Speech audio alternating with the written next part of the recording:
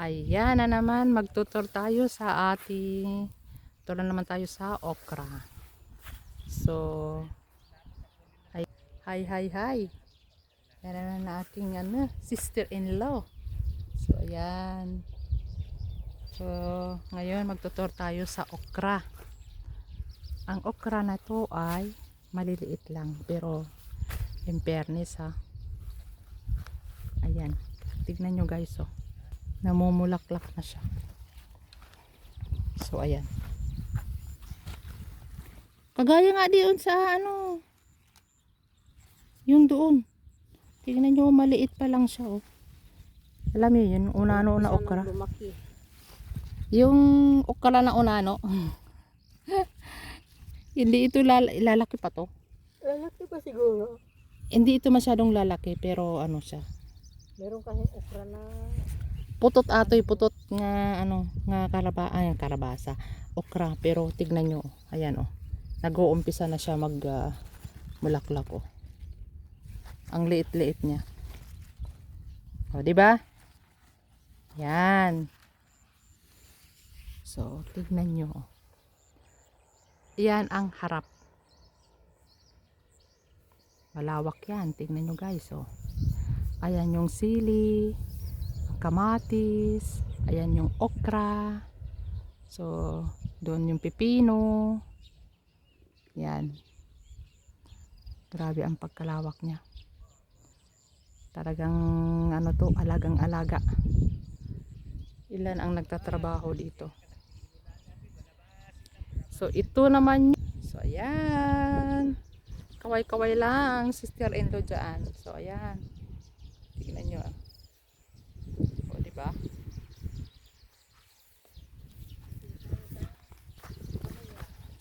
Ayan, katapusin kong tour ang ating tour ng okra. So tignan nyo ang lusog niya oh. Yung okra ang lusog-lusog. Ang ganda ng pagkaano niya. Oh, hindi nila nilagyan ng ng garami dito. Ayan oh. Agbosilane. Agbosil tikwanan tapos sumabong isuna. Agsabong ton. Kasano ka healthy. Kitain nyo nun.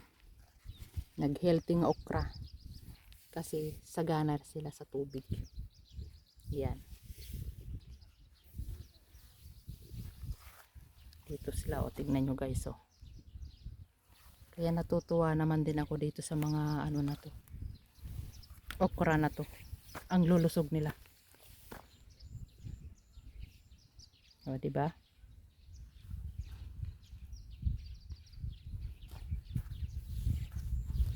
Mayroon na palang namumulaklak dito. Ay, ito oh. Oh. Tignan nyo guys dito. Yan. Ayan. Kikita nyo. Yan yung niya.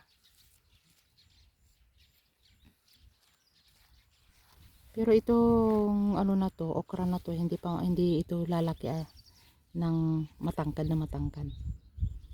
Ito ay unano isuna. Unano daw. Unano talaga. So, ayan, yung okra. Worth it naman. So, maswerte yung may-ari nito kasi maganda yung pananim niya. Pero, malaki ang gastos niya. Biruin mo, napakalawak nito. 1 hektarya talaga. Yan. Tignan nyo. Pero mayroon ding na hindi rin may payat din siya oh. Siguro ito ay alam mo yung paglagay nila ng fertilizer, hindi nila nilalagay sa tubig. Kundi nilalagay lang nila sa may dito, banda dito. Dito lang. Tapos didiligan na nila 'yan. Lalagyan nila ang pagtubig nila dito ay hose. Kasi kung mano-mano hindi ito kaya sa sobrang lawak nito. So, ayan. Tignan natin. Oh, yan ang harap. Harap-harap.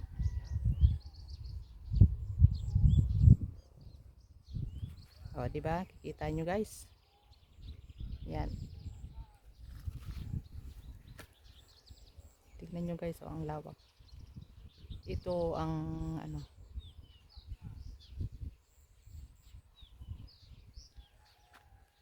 Dadako naman tayo sa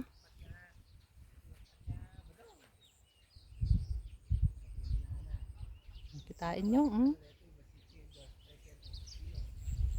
Ang daming gastos nito ng may-ari. Siguro ang gastos niya ay mahigit 100,000 na daw ang gastos niya dito. So, pero mababawi naman niya pag maganda yung ano niya, yung tignan nyo, nag-uumpisa pa lang pero ang ganda na ng pagkatubo ng garden niya. Yung okra, tignan nyo. Ito ay farm na, malaking farm. Yan, malaking farm yan. So, tayo ay dadako sa patola. Ito ay nagtour na tayo sa okra, nagtour na tayo sa kamatis. So, ayan. Nakikita nyo guys. Ayan. Ayan yung mga mais din.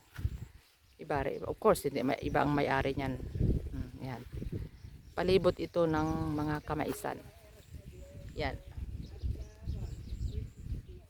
Tignan nyo guys. Oh.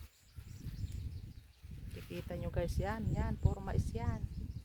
Doon. Oh, yan. Malawak na malawak. Ang bukid. So, ito. Tayo ay dadako sa patola.